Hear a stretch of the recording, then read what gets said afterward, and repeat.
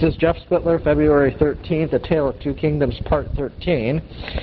This episode is entitled The Two Kingdoms Come to Blows, Part 2. Okay, well, last time, which was 2 weeks ago, Brother Rees and I were enjoying someone else's teaching last week in the Dallas area. But last week we discussed Mary's sort of troublesome reign, specifically, among other things, the fact that there were a number of things that she was doing that was indicating the basic trend of her policy was to restore Catholicism. And she had yet another one of these interviews with Knox because he had spoke of her marriage in a sermon and she wasn't very happy about it. And let's see, trying to remember if we got to the point where Darnley and Mary had been married, but no, we'll get to that today.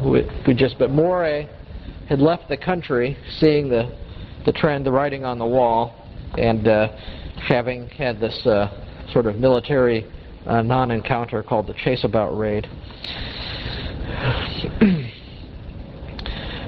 Okay, Mary is probably, I don't know, she's probably one of the most written about sovereigns of Scotland.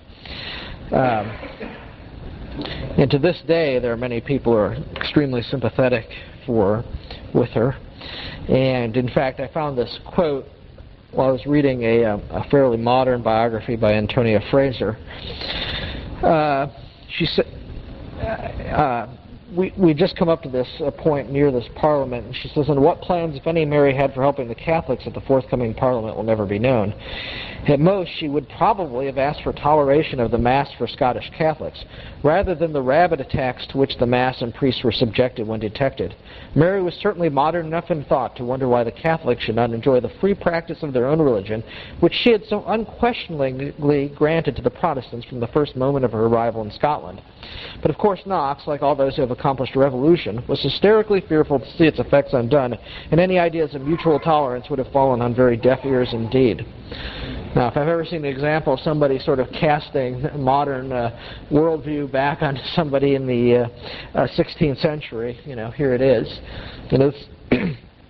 For some reason, the biographer conveniently leaves out that the state of Scotland, immediately before Mary's arrival, as all these people were killing each other, and the Catholics had martyred a number of Protestants, and yet she thinks that Mary would just, want toleration.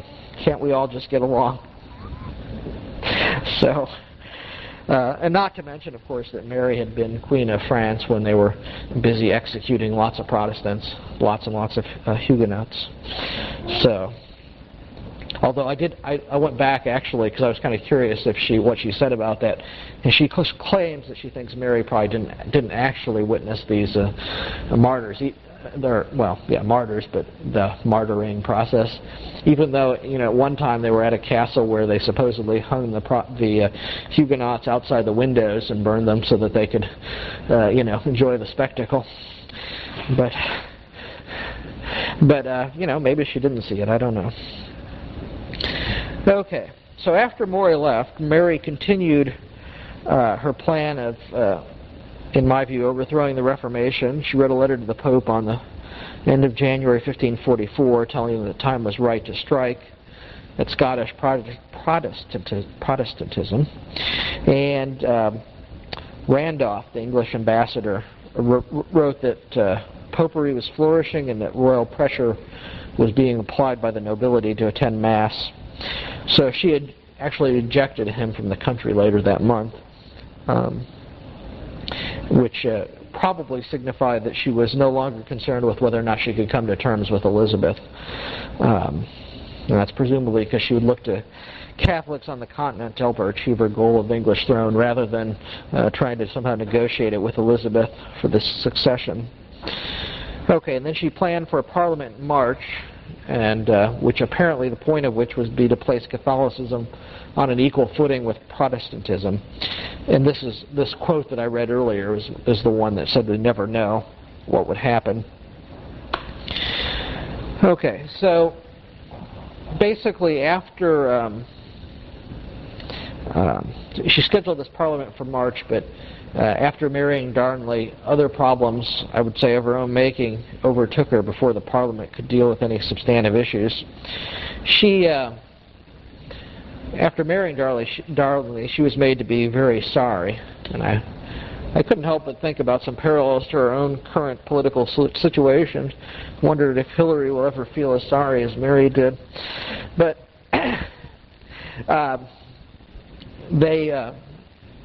shortly after they were married, they began to quarrel frequently. Darnley began to drink heavily, and he used to slip out of the castle to visit brothels. His father, the Earl of Lennox, kept pushing him to obtain the crown matrimonial. Right, Mary wouldn't agree, and this was sort of a further friction and pressure between them. The crown matrimonial would mean that essentially if Mary died, he would be king, and if they died without issuing any heirs, that could resort to the Lennox family. So it's a difference between being the well, sort of like Mary was when she was Queen Dowager of France. She didn't really have any official position beyond that. So Mary couldn't marry someone else and still make that person King of France. She was just went back to Scotland. So, okay, Darnley became increasingly estranged, and that just increased his carousing. And he was gradually pushed out of the business of ruling, or rather he allowed himself to be pushed out of it. He complained about having to sign all these papers that he had neither written nor read, and so they had a stamp made with his name on it. So, and the stamp went to Mary's French secretary, Rizzio, and Darnley, meanwhile, just spent more time hunting, gambling, and carousing. He may have even believed rumors, or he probably believed rumors, that Rizzio and Mary were lovers. And can't remember how much I've talked about Rizzio before. He was he had come over, I think it was French, but maybe it was Italian, with some ambassador, and Mary had taken a liking to him, and he could sing bass. He was an older man, but apparently she enjoyed his company quite a bit, and so she kept him on as a servant, and he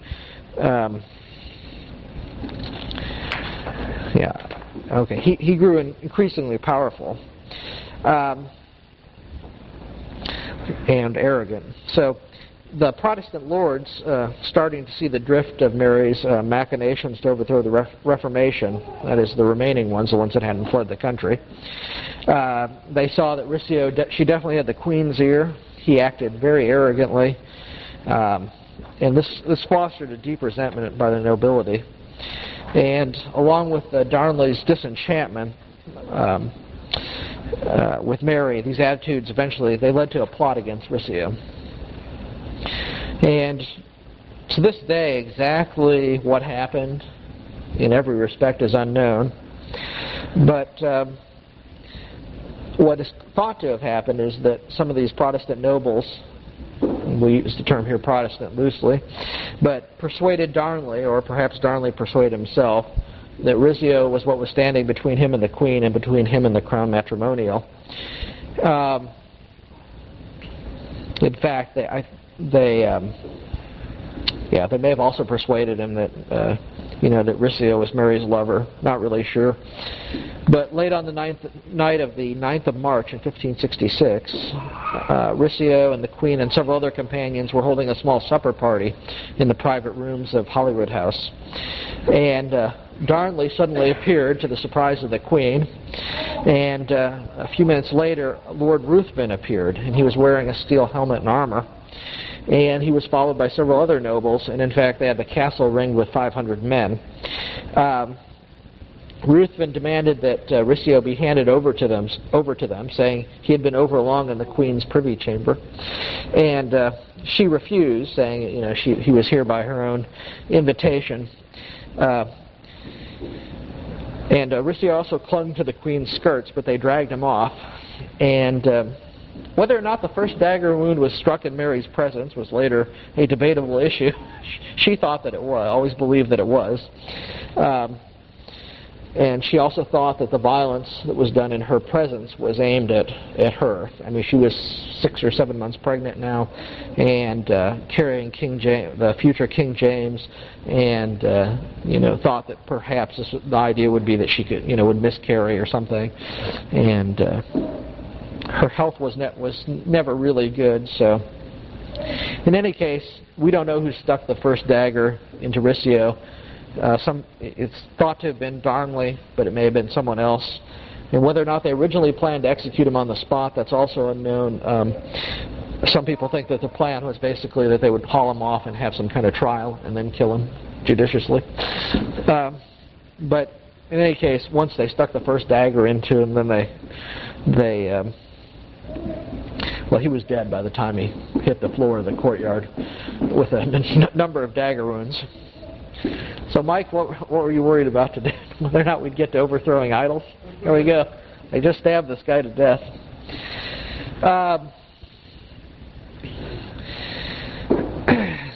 Okay, so all these things are known. Mary was terribly upset by all this, as you can imagine. But the other questions include, we don't know to what extent Moray knew and approved of this. He was in England at the time. But he had signed a bond with the conspirators.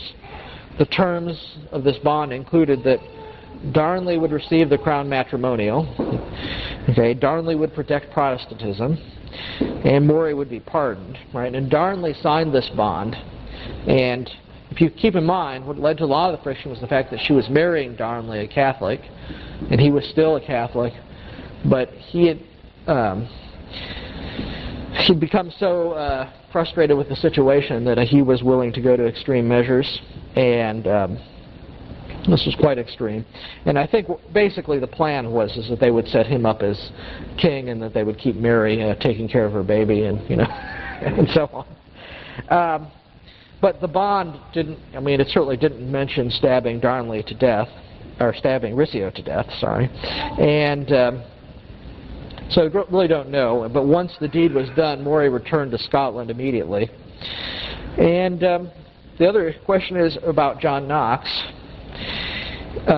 There's some question as to whether or not he knew about it in advance. A lot of people apparently knew of the general plan.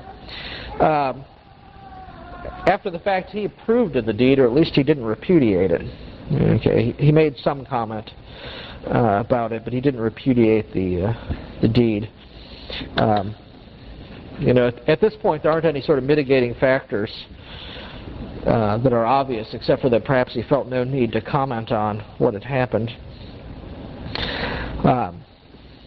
So, I don't know what else to tell you about John Knox and this event. He did.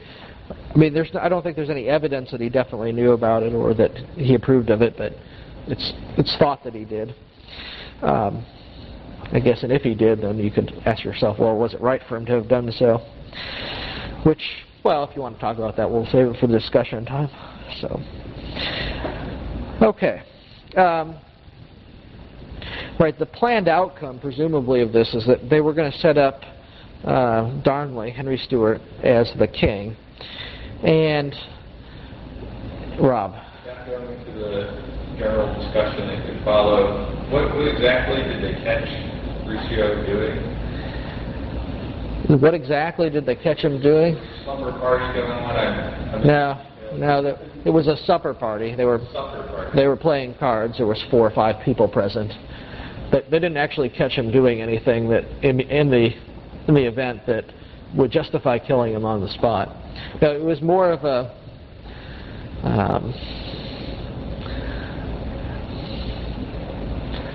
yeah, well, I guess this is the issue. I don't know that he was guilty of any specific crime that would have been capital in nature. I mean, he was certainly extremely arrogant, very dislikable. He was certainly furthering Mary's pro-Catholic policy. He was, I don't know. there are several things. I mean, you have to remember, of course, this is in an age, certainly in Scotland, when murder was a likely means of avenging perceived wrongs. And particularly, I guess this had been common for sort of low-born advisors to kings and queens. But I'm not excusing it. I'm just saying that basically, as far as I can tell, there's nothing that would really justify this specific course of action. Except for perhaps conspiracy. Yeah, well, yeah, pure but basically a political sort of consideration, not something we could identify clearly as a capital crime or anything like that. You might well make the argument that you could have just as well tied the guy up and sent him off on a boat back to France, and that would have achieved their objective. But I think there was more to it than that. They were planning on overthrowing Mary too. I mean, it's still hard to understand today, and this is still one of the famous events of Scottish history, is this murder. And even today, if you read any of the biographers of Mary or Moray or so on, they have different opinions on what happened and why. So, anyways. Well, could Darnley have been at it for a personal motivation? Could Darnley have been at it for a personal motivation? Absolutely. I think that's what the nobles were playing at. For Darnley, I'm sure it was quite personal. It may have been avenging adultery. Well, he may have thought that, yeah. But, and, I mean, that is possible, but it seems unlikely at this point, so, yeah. Okay, so the eventual outcome of this was, in a sense, favorable to the Protestant cause, but that the outcome was as planned is impossible to believe, as we'll see it unfold. It's also thought that these guys planned to capture and kill the Earl of Bothwell and Earl of Huntley, two of Mary's loyal supporters. But in the event, they escaped. And Mary later claimed that the plan had been to put her in prison or house arrest in the Castle of Stirling, where she would have nursed her baby and so on. So they shut Mary up in one of the chambers, and the king went in to see her. After she upbraided him some, she kind of came to her senses, and Mary was nothing if not a supreme manipulator. She certainly hated Darnley at that moment. I mean, she'd hated him before, and now he came in and killed her servant. So she dissembled, lied, acted as if she still loved him, and she persuaded him to help her escape. Now, Darnley was definitely a fool. Because, I mean, not only now he signed this bond with these other nobles. I mean, and these are not guys you mess around with, obviously, as just witnessed by their performance with Rizzio. And nevertheless, she persuaded him. He helped her escape a few days later. And I mean, I think he knew how dangerous it was to go back on his word. But in any case, 9 days later, she was able to march back into Edinburgh with 8,000 men at her side. And the Protestant lords, the remaining Protestant lords who hadn't fled the country after the Chasebout raid, the remaining ones had to flee now. And because at this point, they no longer had a claimant to the throne. See, when Darnley was part of their conspiracy, they had somebody who they could sit on the throne and say, this is our man and he has a claim to the throne. But, once he'd gone over to the other side and they were kind of left, they didn't even have a pretender to use. So, but after she came back, she pardoned Moray and the other lords that had been involved in the previous Chasebout raids. And they had at least the virtue, such as it was, of not having been involved in Rizzio's murder. Also, she needed the nobles to rule the country, so she was kind of left, I guess from her perspective, choosing between the lesser of two evils. But she never forgave Darnley, and this leads us on to the sort of series of events which lead to Mary's downfall.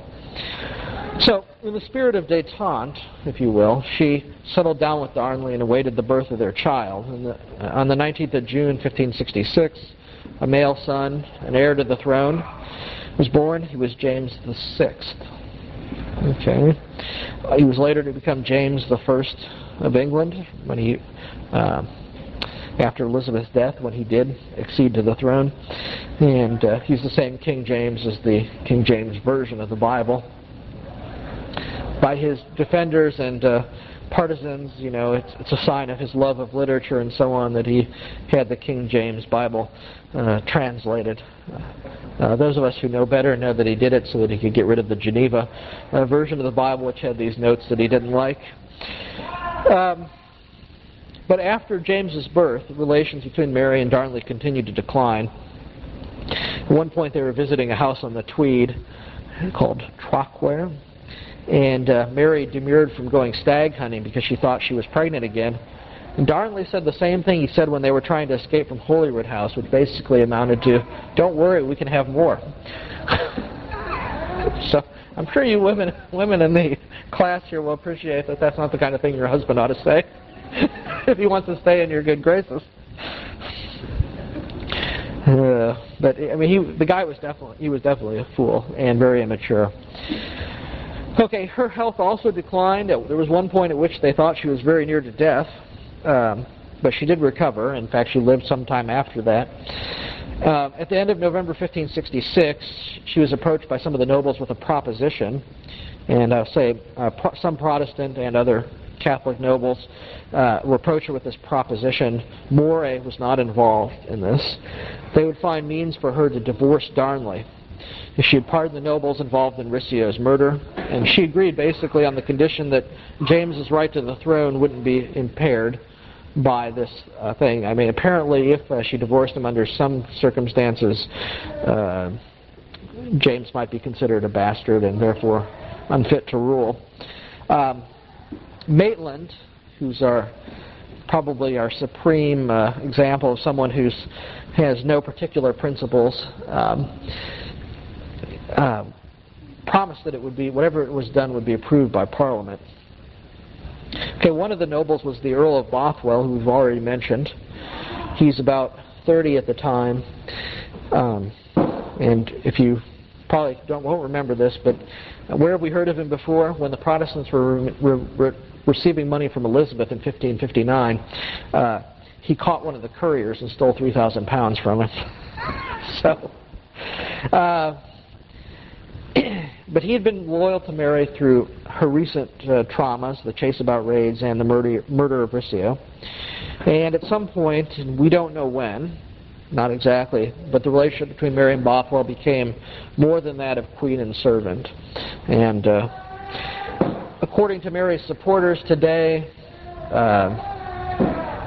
they'll say very little about it. But in fact, this after Mary, after she ended up abdicating, there was a trial. The so-called casket letters were produced, and among them were letters back and forth between Darnley and Mary, between Bothwell and Mary, which you would, I guess, call love letters. And there's some question about whether or not some of them were forged, and so the whole thing is a bit murky. But apparently, at some point, they got married later on. But in any case, that's just a sort of a side issue at this point.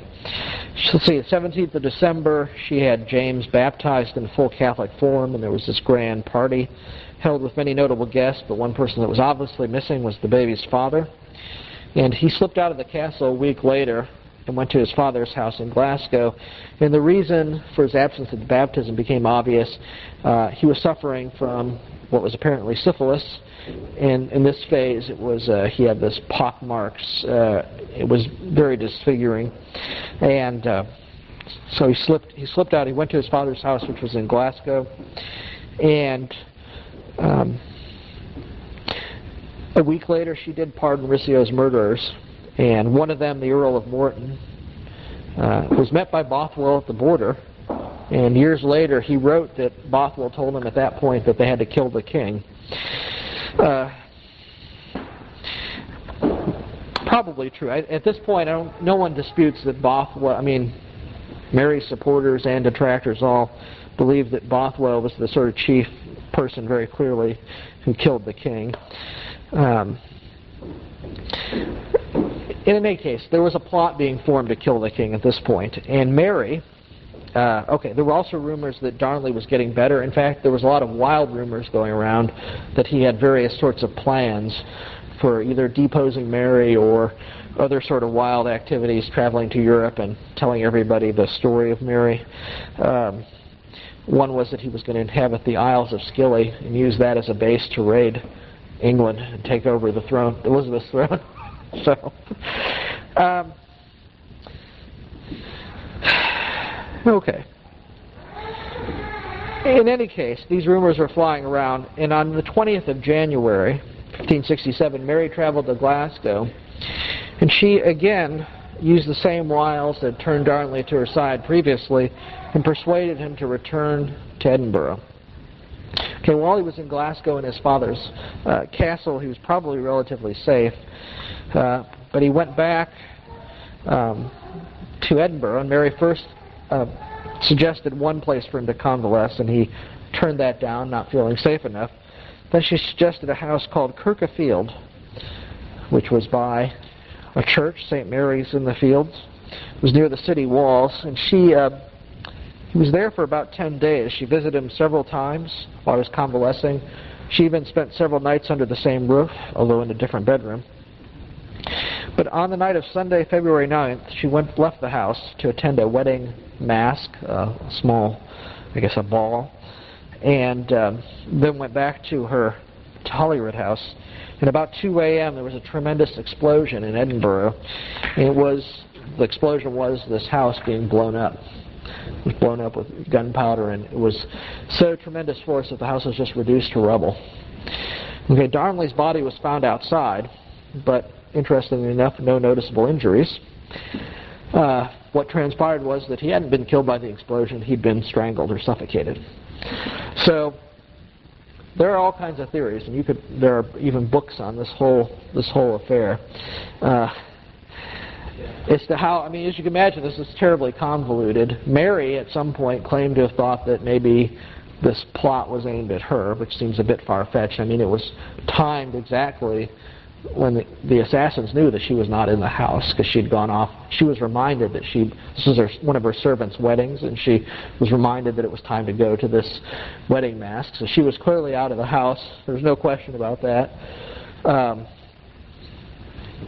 Why was Darnley killed outside, or why was he suffocated? One theory is that he heard something going on, and I guess it read somewhere that it wasn't uncommon for your house to be burned over your head, if not blown up. And apparently, hearing this, they figured out what was going on, or maybe what was going on, and fled the house, where he was caught by someone who then suffocated him. Okay, well, we won't spend a lot of time in our Sabbath school class discussing how this murder plot worked out, but it's very interesting. The sort of debatable questions are really who knew what and when did they know. And shortly thereafter, Elizabeth wrote a letter, which she included the following. This is a letter to Mary. I cannot but tell you what all the world is thinking. Men say that instead of seizing the murderers, you are looking through your fingers while they escape, that you will not punish those who have done you so great a service. She concludes with, I exhort, I advise, I implore you to lay your hands upon the man who has been guilty of the crime. Anonymous posters, which were a new innovation in Scotland. They'd come in Europe with the printing press. You could generate a bunch of posters and sort of stick them up at night.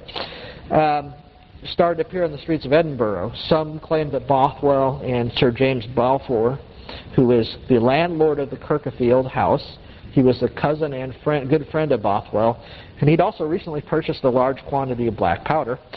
Those were the murderers, and Mary was an assenting party. And I think the posters hit the nail on the head. And this is quoting Otto Scott, who says, one poster appeared that struck more deeply than any others, and copies of it were circulated throughout all Europe. It showed Mary, Queen of Scots, as a mermaid, the stereotype of a prostitute at that time, with naked breasts and a crown, lashing at pursuing hounds with a whip, while Bothwell, who was pictured as a hare, the crest of the Hepburns, he was his real name was Patrick Hepburn, Earl of Bothwell, crouched fearfully inside a circle of swords. The masses who could not read could grasp the significance of that illustration in a flash. So this very quickly became a very public sentiment in Edinburgh and so on. And furthermore, Mary's mourning wasn't very convincing. She wore black, but she was also observed playing golf and archery shortly thereafter. She granted Bothwell 3 additional castles, including the Castle of Edinburgh, where he forcibly removed the Earl of Mar from it. Bothwell's wife developed a sudden and mysterious illness, reputed to be by poison, but she survived it. And as Scott put it, Bothwell was now the de facto king of Scotland, and he was busy arranging things accordingly. Moray and a number of the other Protestants actually at that point fled the country. Moray applied for a passport to travel through England. He told Cecil that he feared for his life if he remained in Scotland, which would be from Bothwell sort of consolidating his power. On the 23rd of March, 1567, so this would have been about 6 weeks later, a high mass was held for Darnley. And this was at the end of the period of official mourning. And the Earl of Lennox, Darnley's father, was demanding a trial. And, he claimed that Bothwell had done this crime. So Mary and Bothwell decided to allow him to bring the case to trial. Right? This was a private prosecution, not a Queen's prosecution. And so he received an official notice to appear in Edinburgh with his charges and evidence. Right, we've already discussed that in Scotland at the time, some of these cases were decided on the basis of who had the most retainers or soldiers present with them. Lennox brought 3,000 men with him. Okay, Bothwell, who came from the Scottish borders, and he'd been a lieutenant there and involved in quite a few border skirmishes and so on, brought 4,000 men.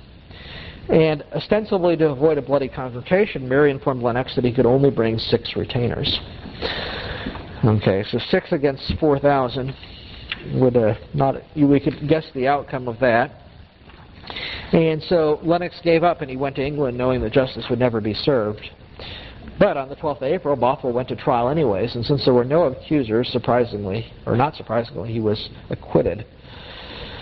So Bothwell publicized his acquittal with more posters, and he offered to meet any naysayers in private combat. Parliament met the following week, but most of the nobles were absent. A week later, at the end of the Parliament, what nobles were left, there were 28 nobles and prelates, and Bothwell invited them to this banquet at Ainsley's Tavern. Anyways, he presented them with a long document, the key points of which were he was innocent of the murder, and they would promote the marriage of him, Bothwell, to the Queen. Okay, so a number of them signed. The tavern was surrounded by Bothwell's, I like this term, hag butters. That was an ancient pistol, a matchlock pistol, so these guys carrying these matchlock pistols were called hag butters. And he had a number of his men surrounding the tavern, and they acquiesced and signed off on this, although most of them apparently, or a number of them apparently just signed off knowing that they didn't have much choice and they were going to rectify things shortly. So Bothwell then proposed the Queen. He showed her this bond, this document that they had signed, and Mary's supporters claimed that she turned him down at this point, but then later she acquiesced because she thought that, first of all, he'd been a strong supporter of hers, and second, this had the support of all the nobles. That's what he claims. Or that's what they claim, saying they weren't actually having an affair before this. I don't know. But anyways, a few days later, Mary was en route from having visited James, who was at the castle of Stirling, and she was, quote, abducted by Bothwell. And this was even her... even her partisans say that using the word abduction is a bit strong. But in any case, he carried her off to Dunbar Castle, and where, in the words of one of her biographers, he decided to complete his formal abduction of her person by the physical possession of her body. So in other words, he supposedly raped her and put her in a position where she could not escape marrying him. He still had to get rid of his first wife, but on the 3rd of May, she obtained a judgment against him on the grounds of adultery with one Bessie Crawford, whoever that was. Not with Mary. I thought that would be very ironic if that was the case. And on the 7th of May, the marriage was formally annulled by the Catholic Archbishop, so he was covering all his bases. He got in a Protestant church court a divorce granted, and then he had the marriage annulled. Because in fact, under Catholic rule, if he was divorced, he couldn't be remarried. But if the marriage was annulled, then he could be remarried. And this Catholic archbishop, who actually had been appointed by Mary a few weeks before to the post, I didn't mention this, but she had appointed this bishop of St. Andrews or something like that just a few weeks ago. There hadn't been any Catholic appointments. She appoints this guy, and then a few weeks later, his marriage is annulled by the Catholic archbishop on the basis that they had not received a dispensation for the marriage, even though they were within the 4th degree of consanguinity, or in other words, they were 4th cousins. So he had his marriage annulled, although interestingly, one of the things that came up later was that his wife was still living in the castle, and supposedly Bothwell had told her that she was his true wife and Mary was just a concubine. And we don't know if this is true, but the fact that Bothwell got a lot of money from marrying this woman in the first place probably meant that he didn't have much choice but to leave her in the castle, or else she might want it back. So, 15th of May, 1567. So we're now just a little over 3 months past when Darnley was blown up. She marries Bothwell. Okay, she marries in a Protestant ceremony, and this is in order to be married in a Protestant ceremony, they had to have what are called banns published. In other words, formal notice of the marriage. The minister who was publishing the banns, not the one who married them, his name was John Craig, was the Knox's replacement in Edinburgh, and he objected on about 6 grounds. He objected on this, that Bothwell had been guilty of adultery, and that he had ravished the Queen, and that he was suspected in the murder, and so on.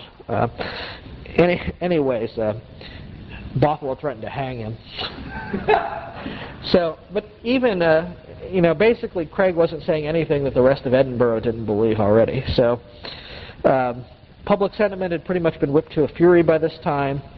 Mary, even if she wasn't a conspirator in the murder, at this date it's very hard to believe that she wasn't, because she did basically lure Darnley back to Edinburgh, right?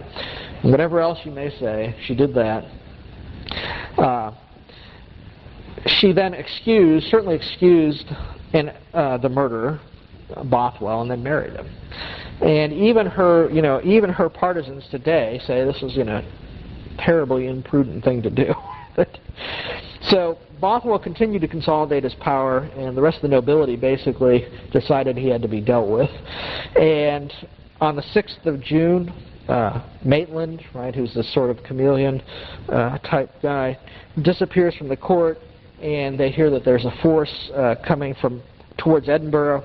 So Bothwell and Mary, they head for the Scottish borders, which is where Bothwell's homes are, where he could raise a large force, where his 4,000 men came from. They split up. Mary never reached the border. She started to gather a force to return to Edinburgh. She had 1,500 men. They met a much larger force at Carberry, which is 8 miles from Edinburgh, and the French ambassador came along with the rebels to parley, and he went back and forth and back and forth and back and forth between the two sides. And while he did this, Mary's soldiers slipped away. I mean, I guess they thought either A, they were fighting on the losing side, or B, they really given up on supporting her. So she was forced to surrender on the 15th of June, 1567. And this is a very good time to stop, since A, I'm out of notes, and B, it's time. We should have some time for some questions. So, but basically, let me tell you what's going to happen. She's going to surrender. Bothwell's going to disappear, never to be. Well, I wouldn't say never to be heard from again. He has the misfortune of landing in Denmark, where he had, how should I say this, deceived. I guess it was a princess there, and had misused her severely, and he had the bad fortune to fall into her father's arms.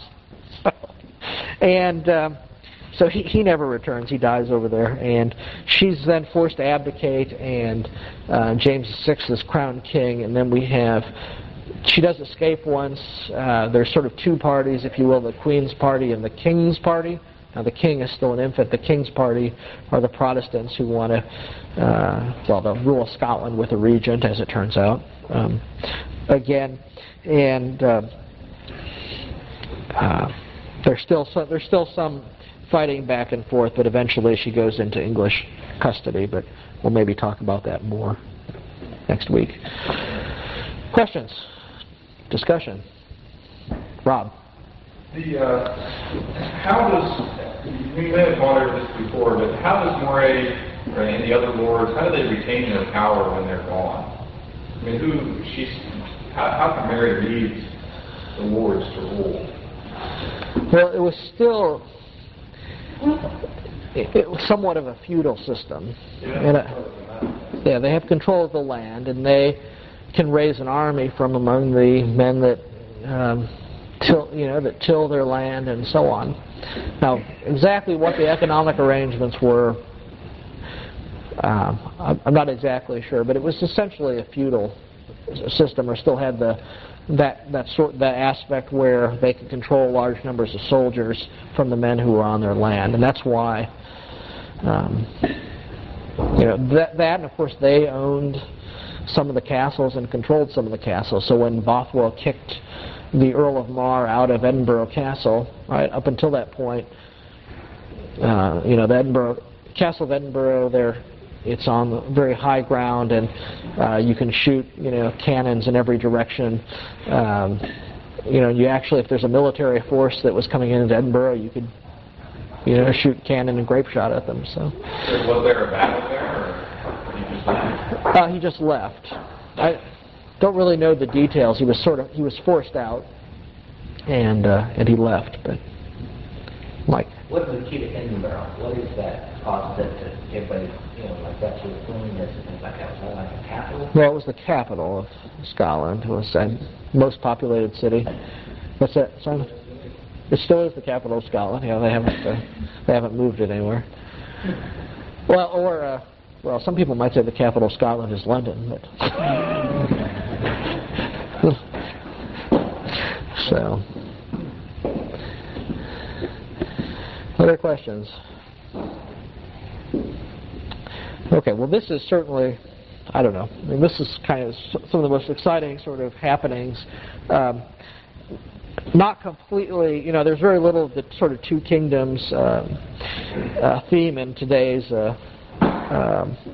lesson, but it's a very important part of history to sort of understand what happens next and how we get back to a Protestant regent in Scotland, which will happen shortly. So, okay, well, thanks, and Simon, would you close?